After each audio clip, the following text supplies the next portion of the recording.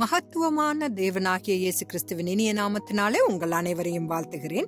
இன்று நன்மை தீமை பற்றிய அறிவின் தோற்றம் என்ற தலைப்பில் நாம் தியானிக்கலாம். கர்த்தர் வானங்களையும் பூமியையும் சிருஷ்டித்தார் என்பதை வேதாகமத்தின் முதல் வசனத்தில் புரிந்து கொள்கிறோம்.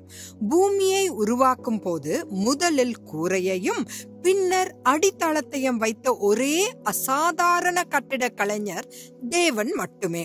கர்த்தருக்கு தொடக்கமும் இல்லை, முடிவும் இல்லை. ஆனால் அவரால் சிருஷ்டிக்கப்பட்ட ஆவிக்குரிய மனிதர்களுக்கு நித்திய ஜீவன் வழங்கப்படுவதை உறுதி செய்தார். அனாதி மற்றும் நித்திய வாழ்க்கைக்கு இடையிலான வித்தியாசத்தை கவனியுங்கள். எசேக்கியேல் 28 அதிகாரத்திலும் ஏசாயா 14 அதிகாரத்திலும் லூசிபர் ஒரு படைக்கப்பட்ட உயிரினம் என்றும் பரலோகத்தில் ஆராதனையை வழிநடத்தும் வகையில் வடிவமைக்கப்பட்டவன் என்றும் கற்பிக்கிறது. அவனது மிக சிறந்த தோற்றம் மற்றும் மகத்தான திறமையின் காரணமாக அவன் சிருஷ்டிகரை விட உயர்ந்த இடத்தில் இருக்க தகுதியானவன் என்று நினைத்தான்.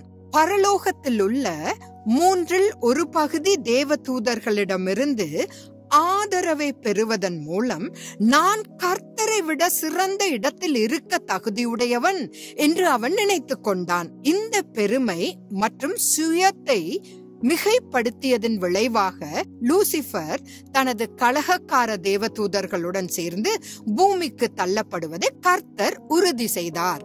விழுந்த தேவதூதர்கள் இப்போது பரலோகத்திற்கும் பூமிக்கும் இடையிலான வான மண்டலங்களில் இருக்கின்றனர்.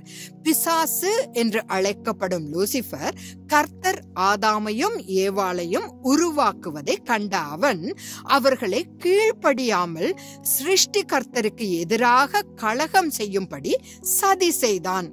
சாத்தான் பரலோகத்தில் வெளிப்படுத்திய நன்மை தீமை பற்றிய அறிவு இப்போது ஆதாமுக்கும் ஏவாளுக்கும் கிடைத்தது.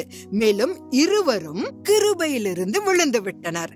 பரலோகத்தில் தோன்றிய பாவம் இப்போது வஞ்சிக்கிறவனாகிய சாத்தான் மூலம் மனித குலத்திற்கு அனுப்பப்பட்டது. அதனால் 2வது ஆதாமாகிய இயேசு கிறிஸ்து மனிதனை தேவனுடன் ஒப்புரவாக்க பூமியில் தோன்ற வேண்டியிருந்தது.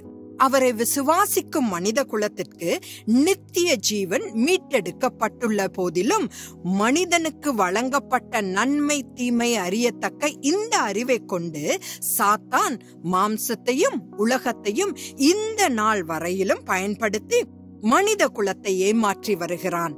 நாம் அவனுடைய வலையில் சிக்காதபடிக்கு ஜாக்கிரதை உள்ளவர்களாக இருப்போமாக. தேவ சித்தமாயின் நாளை சந்திக்கலாம். ஆமேன்.